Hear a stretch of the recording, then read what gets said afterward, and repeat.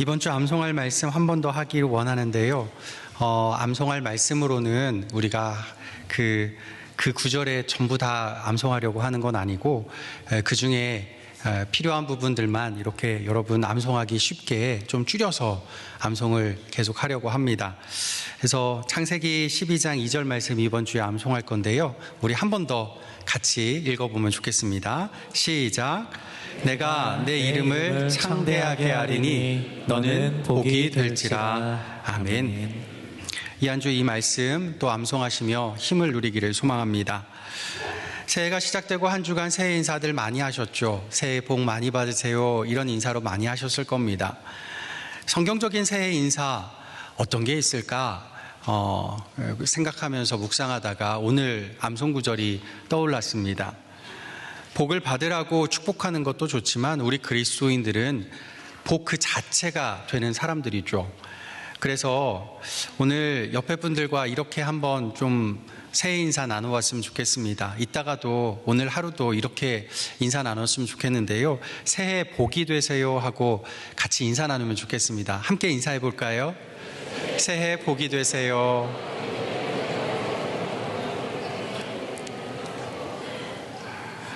여러분 살면서 이런 질문 자신에게 해보신 적 있으실 거라 생각이 듭니다.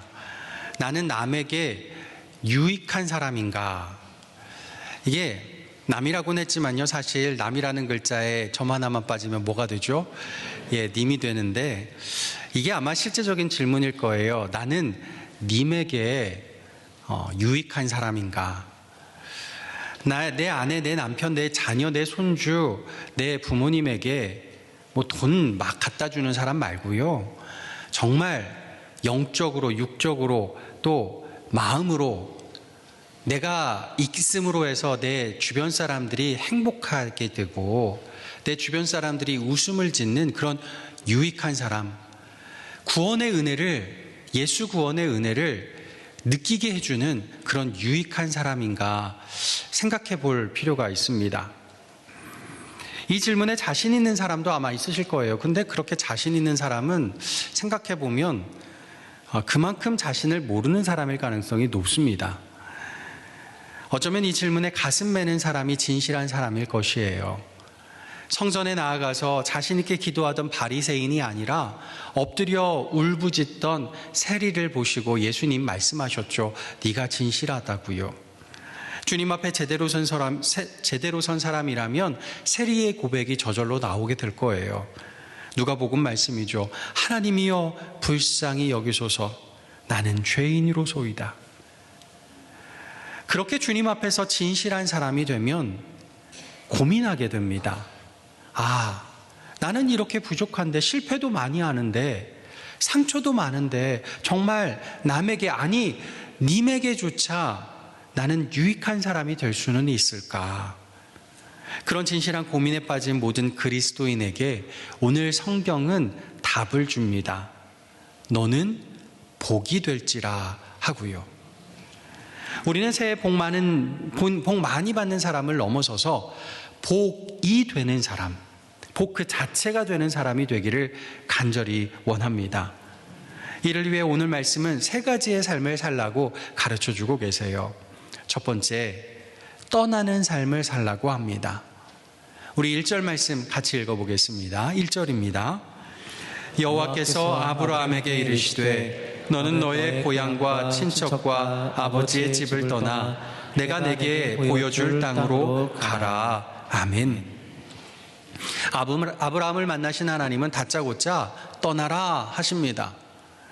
이게 우리에게 너무나 익숙한 말씀이라서 그냥 그런가 보다 하고 넘길 수도 있지만 진짜 처음으로 하나님을 만나본 아브라함, 진짜 그 모습, 그때 그 마음 어땠을까요? 평생 처음 하나님 음성을 들었는데 그 첫 말씀이 다짜고짜 떠나라예요. 아니 너무 황당하고 너무 당황스럽죠. 너 잘 지내니? 아내는 어떠니? 오늘 날씨 참 좋다. 뭐 이런 대화하려면 이런 아이스 브레이킹이라도 하고 대화를 해야 되는 거 아닙니까? 잘 먹고 잘 사는 사람한테 다짜고짜 오셔서 너 떠나. 이거 참 기가 막힐 말이에요. 게다가 어디로 떠나라고 하죠? 내가 너에게 보여줄 땅으로 떠나라 그래요. 보여준 땅이 아니에요. 보여줄 땅으로, 아직은 못 본 땅이라는 거죠. 하나님이 무슨 부동산 중개업자 같아요? 아니, 중개업자라면 차라리 보여주시고, 땅을 보여주시고 나서 여기 괜찮겠니? 여기 괜찮지? 하시는 게 맞죠.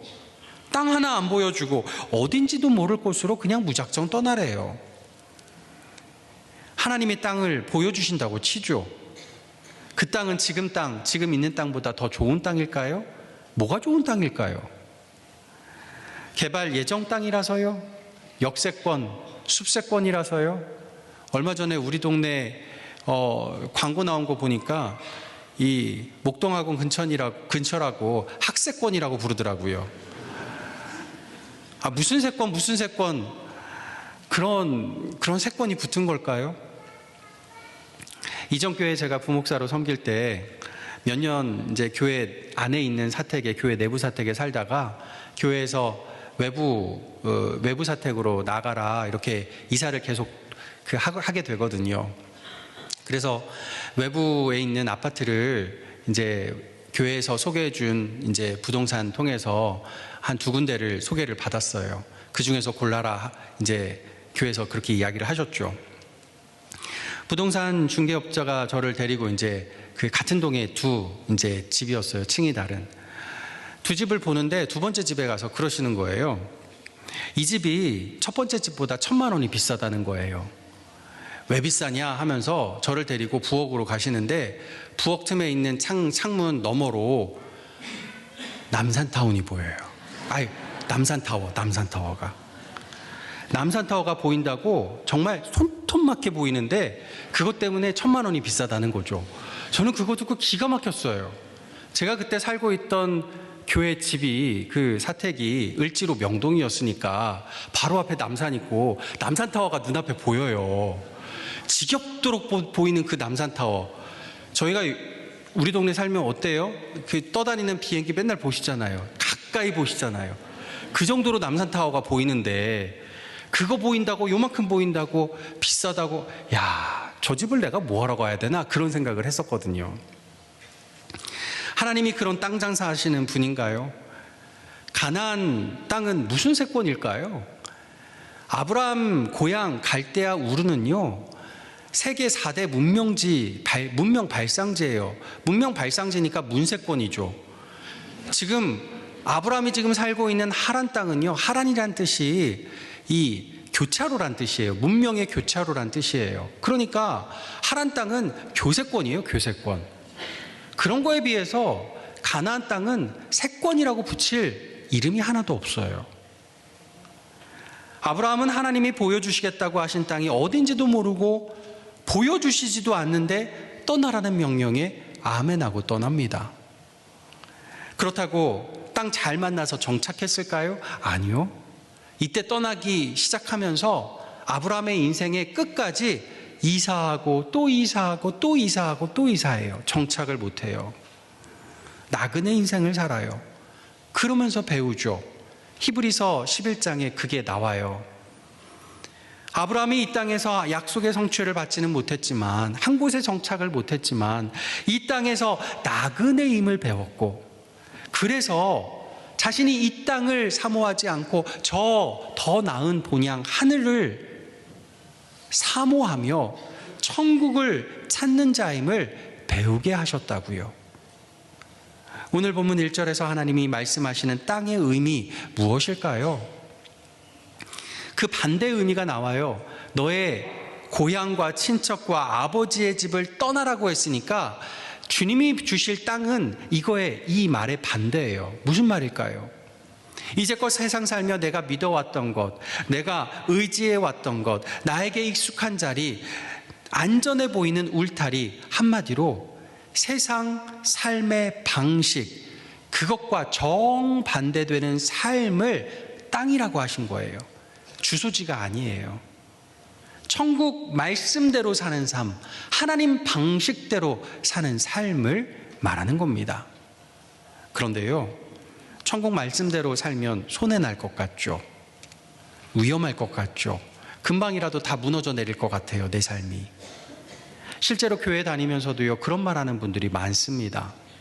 에이, 믿음은 현실하고 달라요. 사업은 믿음대로 하면 안 돼요. 성경대로 사업하면 망해요.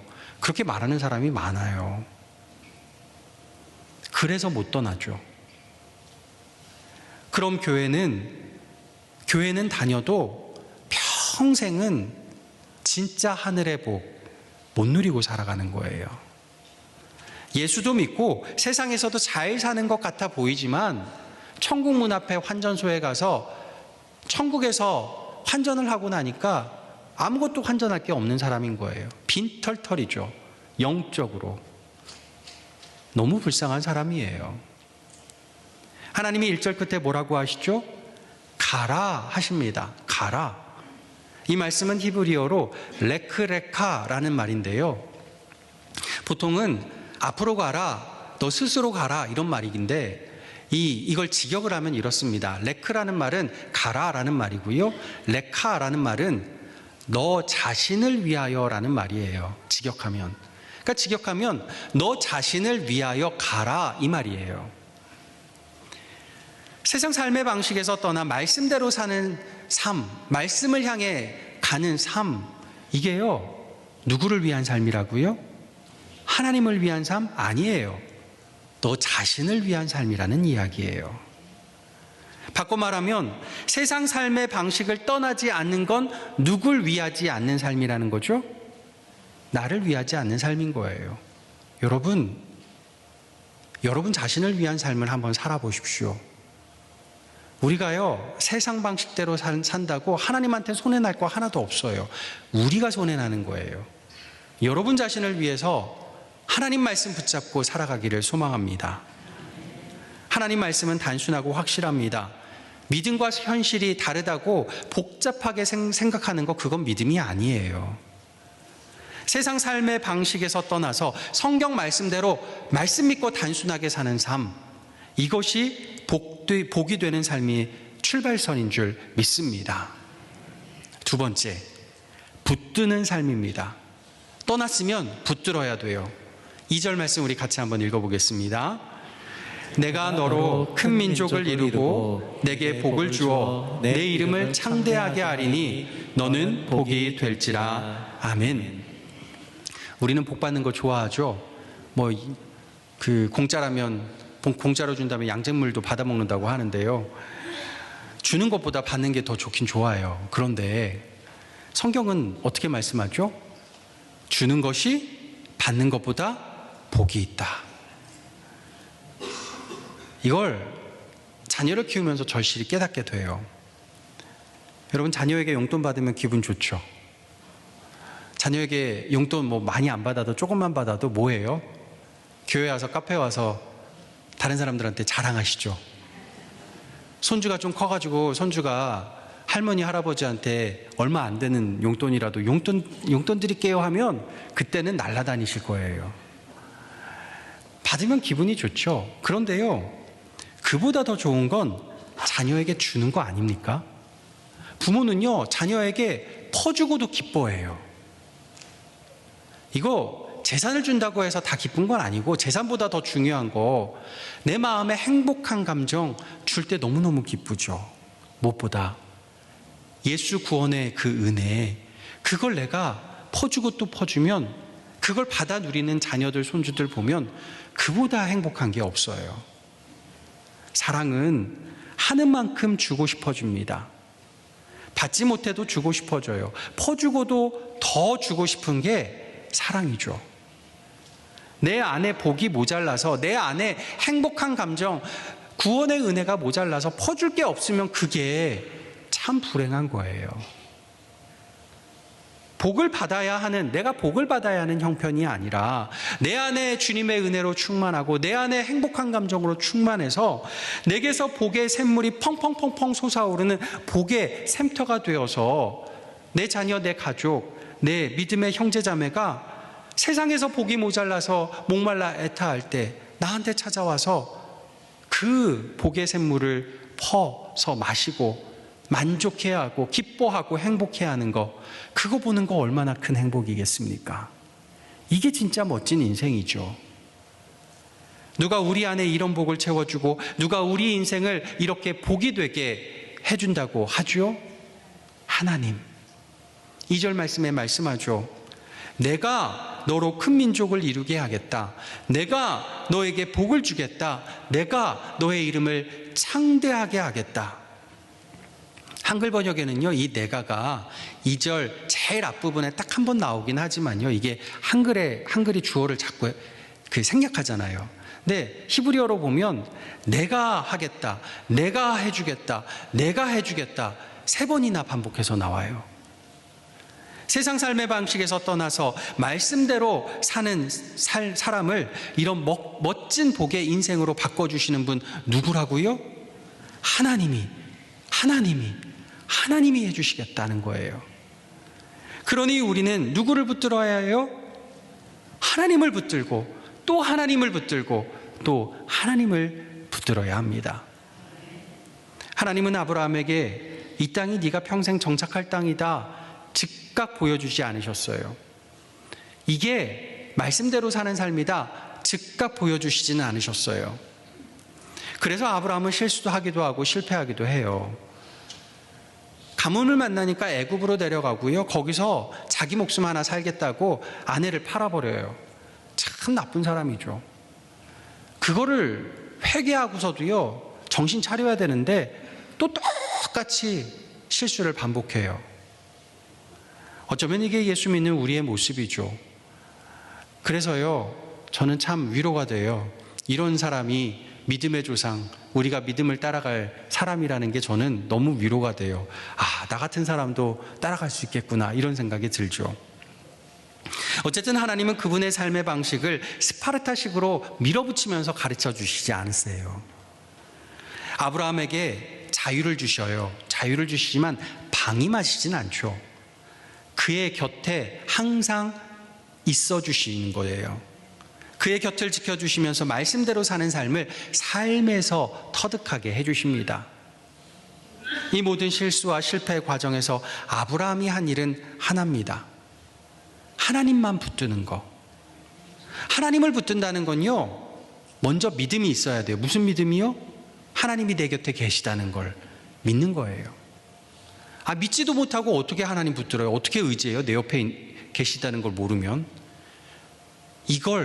하나님은 이 믿음을 그에게 의롭다 여겨주시고 그를 구원해 주셨죠. 우리도 이 믿음 가지고 하나님만 붙들길 원합니다. 주님은 우리 곁에 계십니다. 주님은 우리에게도 2절 말씀을 약속하세요. 이 약속의 말씀에서요, 우리 가정축복기도문 할 때처럼 너의 해당하는 곳에 여러분 이름을 넣어서, 저는 고척을 넣을게요. 여러분의 이름을 넣어서 여러분을 한번 축복하며 한번 읽어봤으면 좋겠습니다. 같이 선포하겠습니다. 하나님이 고척으로 큰 민족을 이루고 고척에게 복을 주어 고척의 이름을 창대하게 하리니 고척은 복이 될지라. 아멘. 선포하는 대로, 믿는 대로 될 줄 믿습니다. 올해 여러분 자녀가 힘들어할 때 여러분으로 큰 민족, 큰 자녀를 이루게 하시는 하나님을 붙드시기 바랍니다. 여러분 인생에 복이 부족할 때 복 주시는 하나님을 붙드시길 바랍니다. 여러분 이름이 부끄러움을 당할 때 여러분 이름을 창대하게 하시는 하나님을 붙드시길 바랍니다. 그러면 올해 여러분은 복이 될 줄 믿습니다. 마지막 3번째, 감사하는 삶입니다. 떠나는 삶, 붙드는 삶, 그리고 감사하는 삶이에요. 우리 3절 말씀 같이 읽어보겠습니다. 너를 축복하는 자에게는 내가 복을 내리고 너를 저주하는 자에게는 내가 저주하리니 땅의 모든 족속이 너로 말미암아 복을 얻을 것이라 하신지라. 아멘. 1절에 우리가 세상 삶의 방식에서 떠나서 하나님이 보여주시길 땅으로 가요. 2절에 그러면 우리가 복이 된다고 하시죠. 그러면 3절에 뭐라고 하죠? 그 땅의 모든 족속이 누구로 말미암아 복을 받는다고요? 우리로 말미암아. 우리가 복이 되고 나니까 우리가 밟고 서 있는 그 땅에 함께 사는 다른 이들이 우리를 말미암아 복을 받아요. 그 사람들이 우리가 없으면 안 된다는 이야기예요. 우리는 없으면 안 되는 존재가 되는 거예요. 너무나 존귀한 존재가 되는 것이죠. 그런 존재가 되도록 하나님이 뭘 해주신다고요? 누군가 우리를 축복하면 하나님이 그 사람 축복해 주신대요. 누군가 우리를 저주하면 하나님이 그 사람을 저주해 버리신대요. 저도 제 아버지 목회하는 걸 보면서 이런 기적 같은 일들을 참 많이 보았습니다. 하나님이 정말 말씀하신 대로 그대로 이루시는 걸 참 많이 보았어요. 여러분, 축복하는 사람이 되면 좋겠죠. 저주하는 사람이 되면 안 돼요. 그런데요, 진짜 복된 건요, 그냥 복 그 자체가 되는 거예요. 나 아무것도 안 했는데. 3절 말씀 보면요, 아브라함 아무것도 하라고 하는 말이 없어요. 아무것도 안 하고 그냥 있었는데 나를 축복하는 사람이 나 때문에 그 사람이 복 받아요. 나를 저주하는 사람이 나 때문에 오히려 그 사람이 저주를 받아요. 난 가만히 있는데. 아까 말씀드린 것처럼 남이 아니라 님이면 얼마나 더 좋아요. 난 가만히 있는데 나를 사랑해주고 나를 자랑스러워하는 내 아내, 내 남편, 내 자녀, 내 부모가 복을 받아요. 이보다 더 복된 인생이 어디 있겠습니까? 그런데 실제로 보면요, 복이 된 나는 가만히 있지 않아요. 뭔가를 하고 있어요. 그게 뭘까요? 아브라함은 하나님 말씀대로 고향을 떠나서 하나님이 가라 하신 곳, 보여주시는 땅을 기대하며 갔습니다. 목적지인 줄 알고 도착했는데 정착할 곳은 찾지를 못해요. 그래서 이사하고 또 이사하고 또 이사합니다.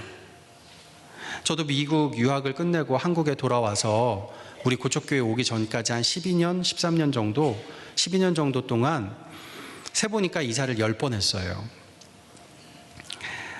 교회에서 마련해주는 사택이 이제 전세 집이다 보니까 2년에 한 번, 1년에 한 번 계속 바꿔가면서 이사를 했어요. 이사가 참 힘들어요. 하도 자주 이사를 하다 보니까 나중에는요, 이삿짐을 안 풀게 되더라고요. 그냥 이삿짐 상자 그대로 그냥 이렇게 쌓아놓고 있다 보면 또 이사를 쉽게 가게 되더라고요. 세상 방식 다 버리고 하나님 말씀대로 살았는데 찾아오는 게 이사하고 또 이사하고 또 이사하는 나그네 인생이면요, 보통은 반응이 둘 중에 하나예요. 하나는 불평이고요, 다른 하나는 세상 방식으로 돌아가는 거예요. 그런데 12장 7절과 8절 오늘 본문 다음에 보면 아브라함은 이사할 때마다 뭘 한다고 나오죠? 하나님께 제단을 쌓고 여호와의 이름을 불렀어요. 이 짧은 구절 안에서도 아브라함이 몇 번을 이사를 다녔는데 그때마다 제단을 쌓고 여호와의 이름을 불렀어요. 제단을 쌓는다는 건 예배한다는 이야기고요, 여호와의 이름을 부른다는 건 하나님 여기 이사하게 해주셔서 감사합니다, 감사하는 거예요. 어디를 가든 어느 곳에 있든 예배하고 감사했습니다. 보세요, 하나님이 내게 복 주시는 걸 알고 하나님이 날 복으로 삼아주신 걸 믿게 되면요, 남이 나를 축복해도 우쭐해하지 않아요. 내가 이번에 좋은 집으로 이사를 가도 우쭐해하지 않아요. 남이 나를 저주해도 화내지 않아요. 세상이 다 날 저주해도 하나님이 날 지켜주실 걸 알거든요. 내가 지금보다 못한 집에 이사를 가도 주변의 사람들이 수근수근 대어도 상관없어, 하나님이 나 지켜주시는데, 그러면서 감사하게 돼요. 축복의 말이 들어오면 하나님께 영광 올려드리며 감사하고, 저주의 말을 들어도 하나님이 날 지켜주실 거니 하나님께 감사하게 되는 거죠. 그런 우리 모습을 보시는 하나님, 어떻게 우리 편 안 들어주시고 배기겠습니까? 하나님이 우리 곁에 계실 뿐만 아니라 우리 편이 되어주시는 거예요. 하나님이 내 편 되어주시니 내 편, 내 아군한테 어떻게 해주시겠어요? 내 편 되어주시니까 나 잘 되라고 내 아군 되어주는 사람 잘 되게 해주고 복 주고 승리하게 해주시는 거예요. 내 편 되어주시는 하나님이 나의 적군을 어떻게 해주시겠어요? 하나님이 대신 나가 싸워주시는 거예요. 만왕의 왕 만주의 주 용사 중에 용사이신 하나님이 우리 편에서 우리를 위해 싸워주시니 이게 진짜 복받은 삶이고 이게 진짜 복이 되는 삶인 줄 믿습니다. 말씀을 정리합니다. 여러분, 새해 복 많이 받으시길 바랍니다. 그런데요, 더욱 축복하기는 새해에 복이 되시길 바랍니다. 세상 삶의 방식에서 떠나시고 하나님 말씀만 붙드시고 하나님께 감사만 올려드리셔서 새해 복이 되는 삶을 사시기를 바랍니다. 복이 된 여러분으로 말미암아 여러분 가족 식구, 여러분 직장과 사업, 무엇보다 우리 고척교회가 충만한 복을 받아 누리는 올 한 해 될 수 있기를 예수님의 이름으로 간절히 축복합니다. 기도하겠습니다. 아버지 하나님, 주께서 우리에게 복 주시고 또 복이 되게 하심에 감사드립니다. 주의 말씀 따라 떠나게 하시고 주의 말씀 붙들게 하시고 오직 주님께 감사만 올려드리게 도와주셔서 우리의 삶 하나하나가 복이 되는 삶, 우리를 통하여 우리의 가족 식구, 우리의 직장과 사업, 우리 고척교회가 복받는 은혜 있게 도와주시옵소서. 예수 그리스도의 이름으로 기도하옵나이다. 아멘.